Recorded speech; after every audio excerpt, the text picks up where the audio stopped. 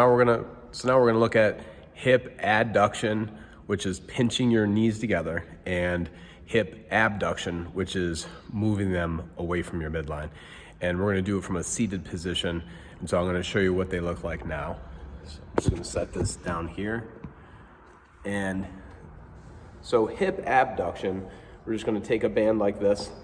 I'm gonna put it on the outside of my knees here. And then all we're gonna do is just go into that abducted position. Now I exhale during exertion, so I'm gonna exhale on the way out. Inhale to return. Now you can just do a manual resistance with your hands if you want to as well. That's gonna be harder to gauge. Now the other thing, that's your abduction.